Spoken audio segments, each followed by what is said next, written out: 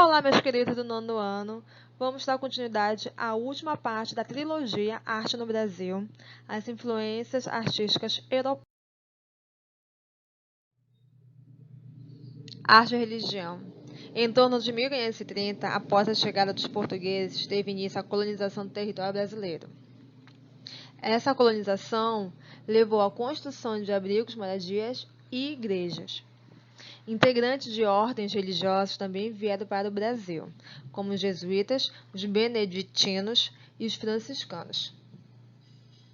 E devido a essas ordens religiosas, que a arquitetura, escultura e a pintura foram incentivados. E desde então, a arte e a religião passaram a caminhar lado a lado. Então, o que nós vamos estudar dentro dessa influência europeia portuguesa é a influência da religião dentro da arquitetura, escultura e pintura, que hoje faz com que tenhamos uma vasta riqueza arquitetônica baseado na arte clássica renascentista. Aqui é uma imagem, é uma pintura de Vitor Meirelles, que ele retrata a primeira missa no Brasil. Como eu falei no slide anterior, a arquitetura ela vem dessa influência de ordens religiosas. Então, a arquitetura ela era baseada para a construção e decoração de igrejas, capelas, colégios e conventos. Então, como eu disse, é um partido arquitetônico religioso com influências clássicas renascentistas que a gente observa na imagem. Aqui no item 1, nós temos o já conhecido frontão triangular, que a gente encontra aqui em Belém, no Teatro da Paz, na Basílica e alguns casarões antigos lá pela Cidade Velha. No item 2 são as janelas de iluminação. E também é onde ficava o coro. Até hoje tem igrejas que permanecem com essa estrutura, que é o coro e entra a ventilação. O terceiro é a porta emoldurada. São aqueles portões grandes, todos trabalhados em madeira. Tem uns que... Tem umas que ainda de folha dupla, de madeira, então eles são bem resistentes, bem pesados. Quarto, nós temos aqui a influência da verticalidade, que é marcada pelos cunhais tratados como são os pilastras, que são as colunas. E temos a torre sineira. Então, como estamos falando de construções religiosas, sempre tinha o sino, porque ele também informava a hora, meio-dia, 6 horas, então tinha uns horários também para avisar que ia começar uma missa ou alguma cerimônia. Aqui em cima é a cúpula, esse círculozinho logo no alto, é a cúpula chamada meia laranja, ou então meia circunferência, meio círculo, tá? E a seção ela é quadrangular. Então, as imagens que eu vou mostrar a seguir, elas reparem nessas influências arquitetônicas. Aqui nós temos a imagem do Colégio de São Paulo, de Piratininga, que fica em São Paulo. São Paulo ele surge a partir da construção desse colégio, que é sempre um colégio relacionado com a igreja. Então, antigamente, o ensino ele era um ensino religioso, que são as seria os internatos. Então, sempre tem. Aqui em Belém nós temos uma escola, as escolas que tem capela, uma delas vocês já podem ter visto, nós temos o Colégio do Carmo, que é na Cidade Velha, que tem a Escola do Carmo e tem a Igreja do Carmo. E nós temos também o Colégio Santo Antônio. No Colégio Santo Antônio, você também encontra o colégio junto com a igreja, com uma capela. Essa aqui é uma pintura, é um desenho feito em 1818. Dessa capela que surge a São Paulo. Então, ele é o centro que marca a construção da cidade de São Paulo. E no nosso lado, nós temos o colégio após a restauração de 1970. Hoje é um prédio tombado, ainda frequente de ordem religiosa, também aberto ao público para visitação, e ocorre algumas cerimônias religiosas. Então, repare o frontão, as colunas, sua porta. A única diferença que nós temos aqui que é a torre sineira, em vez de ela ser uma cúpula, que é um semicírculo, ela é pontiaguda. Outra estrutura arquitetônica que nós temos são as catedrais também. Aí, na imagem que eu coloco aqui, nós temos uns desenhos arquitetônicos. E nós temos aqui em Belém, uma imagem agora daqui de Belém, que é a Catedral Metropolitana de Belém, que é conhecida como a Igreja da Sé. A influência da arquitetura europeia, principalmente a portuguesa, que nós temos aqui em Belém. Vamos aí. Então, quando nós falamos, por isso que quando eu falo assim, arte e religião, porque ela está muito influenciado a partir dessas ordens religiosas. Então, elas que deram à frente acima da construção. Então, eles trazem todo o material de Portugal e de mais parte da Europa. E a mão de obra vem para lá, vem de lá também, arquitetos, engenheiros. E eles utilizam como para levantar, infelizmente, naquela época, os escravos, e quando eles conseguiam capturar índios também para fazer aquela parte braçal, né? Que infelizmente nós temos isso na nossa história. Vamos para o segundo, que são a pintura.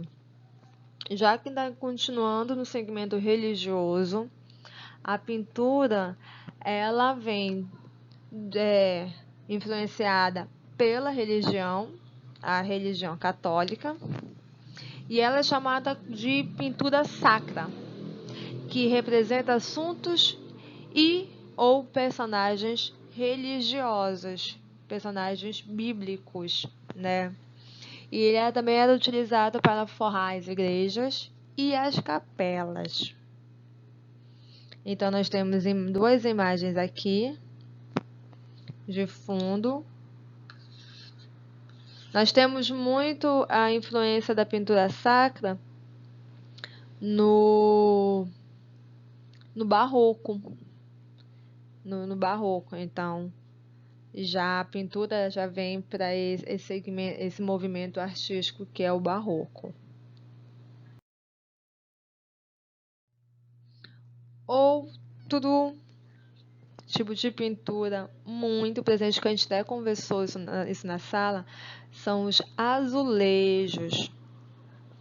Esse exemplo aqui, esse pequeno aqui, que são vários quadradinhos, esse exemplar, ele é um acervo um acervo do Laboratório de Conservação e Restauração e Reabilitação da UFPA.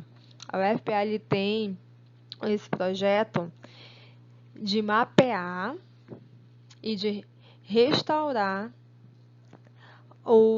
as lajotas existentes no centro, que é na Cidade Velha, que eu também falei para vocês que depois que descobriram o valor desses azulejos, começaram a ser furtados, principalmente nos casarões antigos, nos casarões abandonados.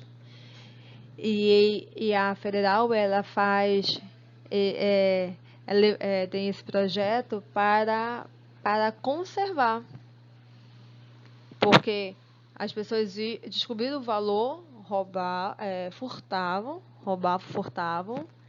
e colocavam para venda em leilões, pelo fato de ser um azulejo legítimo de Portugal, uns até franceses, e tem outros que são de outros países europeus. Então, vale muito, muito dinheiro. Vale um dinheiro bacana, um dinheiro muito bacana, se for leiloado pela internet. Esse outro aqui, esse que é um mural, é do Colégio Santo Antônio. O Colégio Santo Antônio ainda ele conserva os azulejos ali presentes, que é dessa época, que, como eu falei, também contam histórias bíblicas, passagens bíblicas, de passagens religiosas. Então, ele é todo trabalhado na arquitetura, na estrutura. Então, a Federal ela tem um levantamento, ela tem um estudo para a conservação, para a reprodução disso, para catalogar. E também tem uma lei que quem pega o azulejo para revender, enfim, tem uma detenção, tem todo um processo em relação a isso. Então, nós temos uma outra forma também de pintura. Já foi estudos que a maioria desse tipo de azulejo feito era feito à mão. Naquela época não tinha essas maquinárias de construção que você digita e já vai sendo imprimido, que nós temos hoje. Você encontra um azulejo, essa cara todo trabalhado, não é mais à mão, ele é todo no maquinário, ele é digitalizado e depois imprimido no azulejo cru para virar um azulejo artístico. Depois chegamos à parte das esculturas, que nós temos as esculturas, que é a arte de modelar santos, os de barros e de argila, pedra-sabão, madeira, e essa arte de modelar santos é conhecida como tradição santeira. Ela é muito presente no barroco. Essas são imagens de esculturas barrocas. Então, também conversando, a gente encontra muito desse tipo de imagem lá na igreja, também ali na Cidade Velha. Lembra que a gente falou que a gente ia promover um passeio para a Cidade Velha para a gente observar o que nós temos aqui em Belém dessa influência europeia, que seria ali na igreja de Santo Alexandre, onde fica o Museu de Arte Sacra. Se tudo der certo, e vai dar, quando a gente retornar, a gente faz esse passeio por lá. Então, ela é muito presente no barroco. Nós temos as esculturas. E outra influência europeia que nós temos no Brasil, uma das, é a de artistas holandeses, que vieram através de Maurício de Nassau, que são conhecidos como os pintores de Nassau. Você já deve ter ouvido falar do Nassau através de uma faculdade que tem em Belém, chamada Maurício de Nassau. Então, quem é Maurício de Nassau? João Maurício de Nassau foi enviado de Holanda para administrar as terras conquistadas e estabelecer uma colônia holandesa no Brasil. Naquela época, a Holanda tinha dominado a região Nordeste, em especial Olinda, Pernambuco. Então, essa é uma influência bastante presente na região Nordeste, em especial, como eu falei, em Olinda. Os artistas holandeses, os temas eram de caráter não religiosos, então eles já vinham com outro olhar, um olhar diferente dos portugueses, principalmente devido às ordens religiosas, e eles queriam representar a paisagem local, a natureza morta, que nós já falamos sobre natureza morta, com flores e frutos, que é a representação, na pintura de flores e de frutos. Também os indígenas e os animais que eles consideravam exóticos, que são animais da região, da região que não existe lá na Holanda. Então, aqui na foto nós temos uma fotinha dele, no Maurício de Nassau, e aqui uma obra, que são os índios. E dentro desses artistas holandeses, então, entre os artistas holandeses que se destacaram foram o Frans e o Albert. O Frans, ele era pintor e desenhista, desenhou vistas de portos e as fortificações, então ele era um olhar mais arquitetônico. O Albert, ele artista plástico, quase que não sai, e botânico. Então ele pintava o que ele pesquisava, que era as espécies da flora brasileira, da natureza morta, tipos de brasileiros como mestiços e nativos.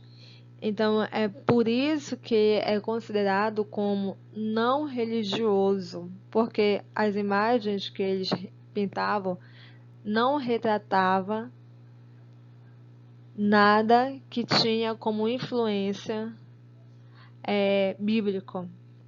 Então, era mais o que eles viam, com as coisas que eles conheciam. Então, era um registro do Brasil, realmente como ele era, das pessoas, das construções que já estavam começando, que já existiam nessa região, já nessa época. Então, aqui a gente vai encerrando a nossa revisão, que essa é a última parte da nossa trilogia de revisão sobre a arte brasileira. Lembrando que esse conteúdo, que é a arte no Brasil, desde da influência indígena, já a influência africana, que nós falamos sobre a capoeira, e agora, para finalizar, que é a influência europeia, portuguesa e holandesa, que vai para a atividade avaliativa e a primeira avaliação. Aqui, então, a gente encerra o conteúdo da nossa primeira avaliação. Vai dar um exercício, aí vocês procurem, depois eu faço a revisão em videoaula do nosso exercício, tá? Beijos, se cuidem e até o próximo videoaula.